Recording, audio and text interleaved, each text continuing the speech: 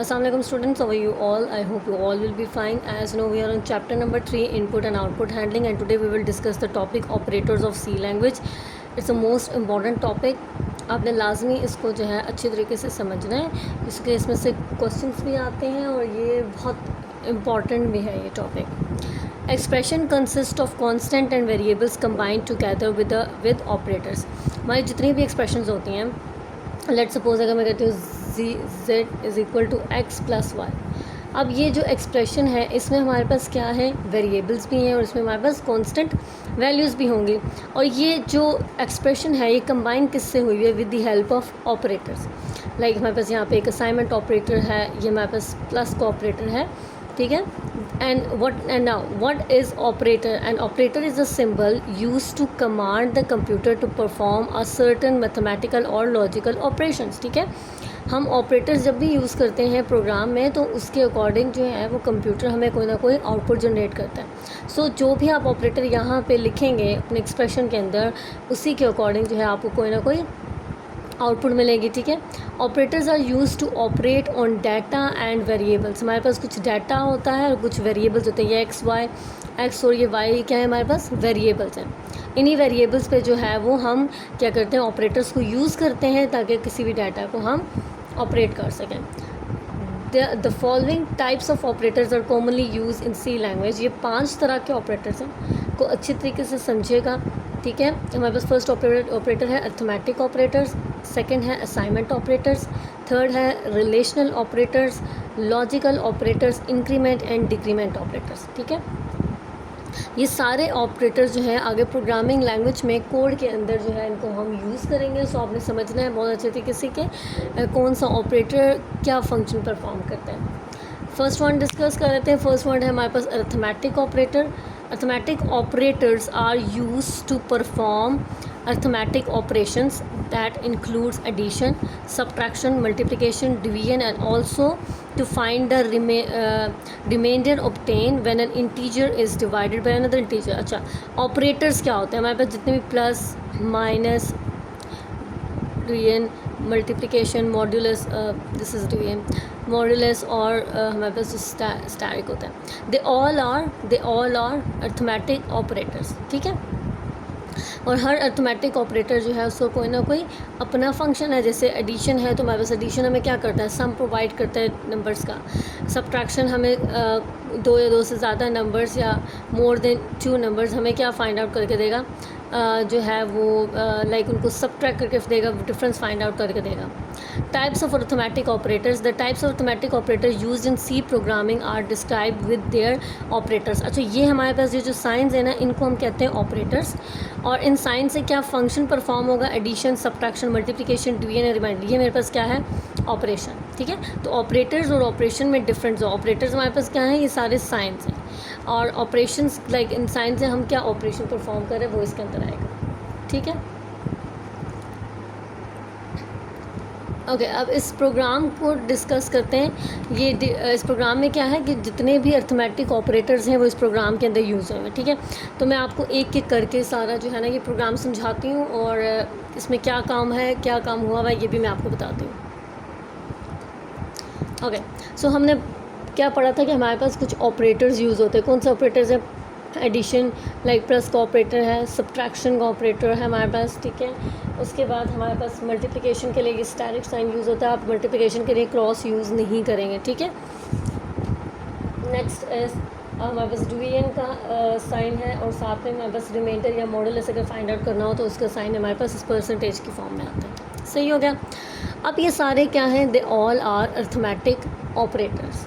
इन operators को आपने कैसे प्रोग्राम में लिखना है और किस तरह हम एक अर्थमेटिक ऑपरेटर्स को यूज़ करते हुए एक सी लैंग्वेज में लिखेंगे प्रोग्राम को, हम उसको डिस्कस करते हैं. ओके, सबसे पहले हम क्या करेंगे, जब भी आपने प्रोग्राम लिखना है सबसे पहले आपने क्या चीज़ ऐड करनी है, लाइब्रेरी. तो मैं लाइब्रेरी ऐड कर लेती हूँ, हैश इंक्लूड stdio.h. उसके बाद आपने एक और लाइब्रेरी ऐड करनी है, इंक्लूड conio.h. देन आपने वाइट का फंक्शन लिखना है, वाइट मेन वाइट. ये फंक्शन लिखेंगे और इस फंक्शन के लिए आपने कर्ली ब्रैकेट्स को ओपन करना है। अच्छा, अब हमने एडिशन, सब्ट्रैक्शन, मल्टीप्लिकेशन करना है। हमने कोई से नंबर लेने हैं, 2 नंबर लेने हैं, ठीक है, ये चीज़ समझ ले पहले। हमने दो वेरिएबल्स लेने हैं, लाइक एक्स एंड वाई में वेरिएबल ले लेते हैं, मतलब कि मुझे इन 2 वेरिएबल्स के अंदर कोई ना कोई नंबर ऐड करना है और उस पर मुझे ये जो सब्ट्रैक्शन, मल्टीप्लिकेशन, डिवीजन और ये जो सारे हैं इन ऑपरेशंस को मुझे क्या करना है, इन पे अप्लाई करना है 1 बाय 1, ठीक है। तो मैंने आपको बताया था कि सबसे पहले जब भी आप काम करेंगे किसी भी काम पे, तो सबसे पहले आपने डाटा टाइप लिखनी है। मैं यहाँ पे इंट डाटा टाइप लिख रही हूँ क्योंकि मैं इंटीजर वैल्यूज़ लूँगी। अब मुझे जिन 2 वेरिएबल्स में इनपुट लेना है मैंने वो यहाँ पे लिख दिए, एक्स एंड वाई। आप कोई भी और नंबर, आप ए बी भी लिख सकते हैं, वेरिएबल्स आप अपनी मर्ज़ी की बना सकते हैं, वो मसला नहीं है आप, ठीक है। अच्छा, अब मुझे क्या चीज़ करना है, मुझे और भी तो वेरिएबल्स बनाने हैं ना। एक्स एंड वाई तो मैंने बना लिया, लेकिन मुझे इनसे रिलेटेड जो भी आउटपुट आएगी वो भी तो किसी ना किसी वेरिएबल में स्टोर करनी है। लेट्स सपोज अगर मैं एक्स प्लस वाई का सम लेती हूँ, ठीक है, इनका क्या ले रही हूँ, सम।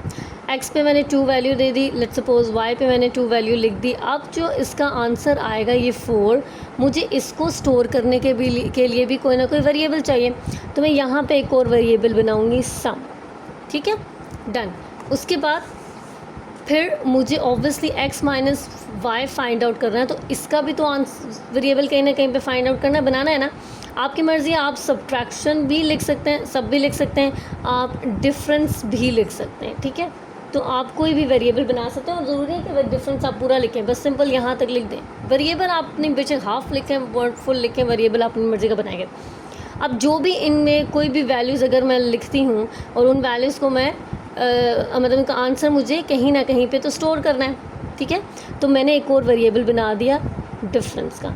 इसी तरह मैंने प्रोडक्ट फाइंड आउट करना है, तो मैं उसके लिए प्रोडक्ट वेरिएबल बना देती हूँ, ठीक है।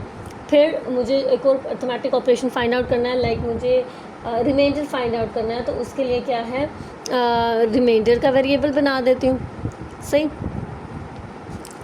फिर और मुझे साथ में डिवीजन करने हैं, तो आप डिवीजन मतलब ये फॉर्म, ये भी DIV डिव भी लिख सकते हैं, ठीक है, डिव भी लिख सकते हैं। और इसके अलावा आप क्वेश्चन भी लिख सकते हैं, तो क्वेश्चन को फुल लिखने की ज़रूरत नहीं है, just you need to write it like this, ठीक है। तो वेरिएबल आप अपनी मर्ज़ी के बना सकते हैं। अब मुझे यहाँ पे कोई और काम नहीं करना, मैंने एंड पे क्या चीज़ ऐड किया है, स्टेटमेंट टर्मिनेटर, ठीक है।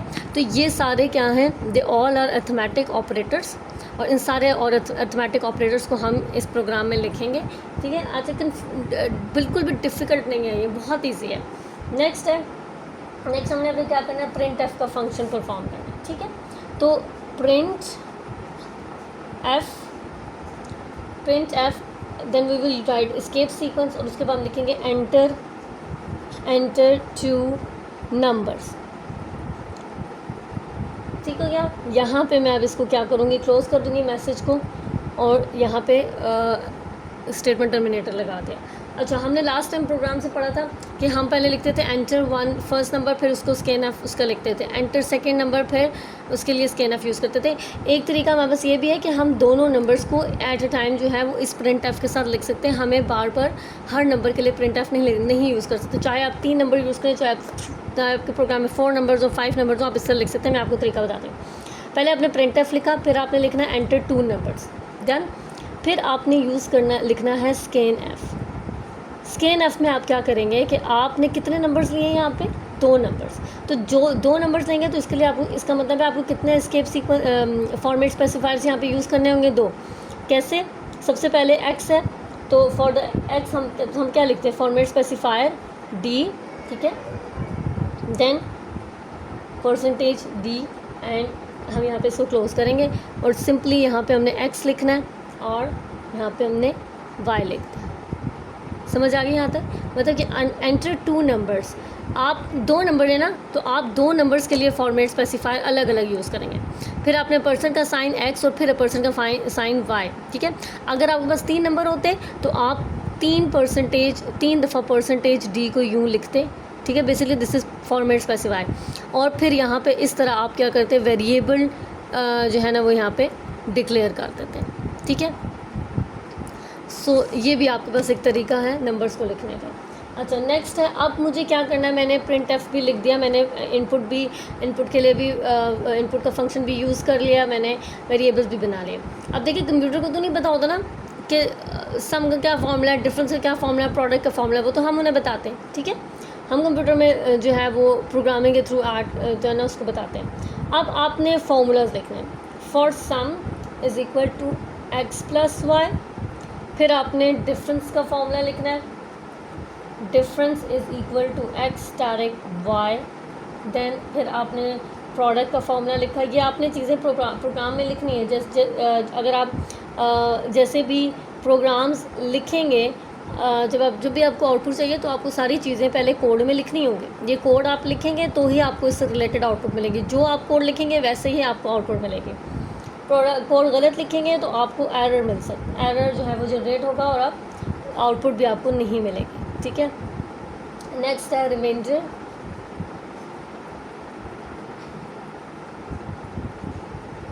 ठीक है, अब यहाँ तक हमने फार्मूलाज लिख दिए। इसके बाद आपने प्रिंट एफ का फंक्शन लिखना है।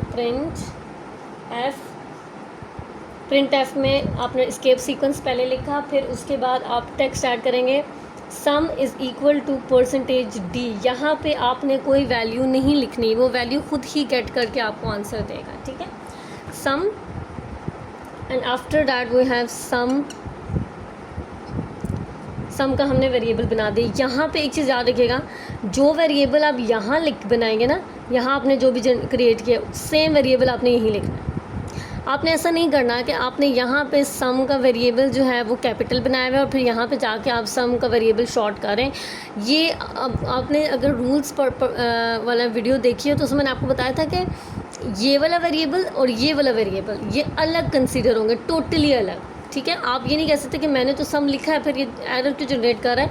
अगर आप जो है सम का एस कैपिटल कर देते हैं और यहाँ पे सम का एस स्मॉल कर देते हैं तो ये दोनों वेरिएबल्स डिफरेंट रिकॉग्नाइज होंगे, सेम रिकॉग्नाइज नहीं होंगे। अच्छा, इसी तरह आपने print F same message display करना है फॉर द डिफरेंस। सेम आपने यहाँ पे लिखा difference percentage D format specifier. उसके बाद आपने यहाँ पे डिफरेंट लिख दिया। सेम काम आपने यहाँ पे किसके लिए करना है, सेम कोड आपने प्रोडक्ट के लिए भी लिखा, सेम कोड आपने क्वेश्चन के लिए भी लिखना है और सेम कोड जो है वो रिमाइंडर के लिए भी होगा।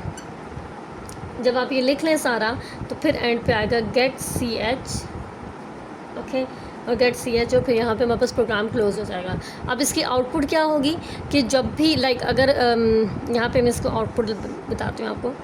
सबसे पहले जब प्रोग्राम रन होगा तो आपके पास मैसेज डिस्प्ले होगा एंटर 2 नंबर, जो हमने यहाँ पे लिखा है एंटर 2 नंबर्स, ठीक है।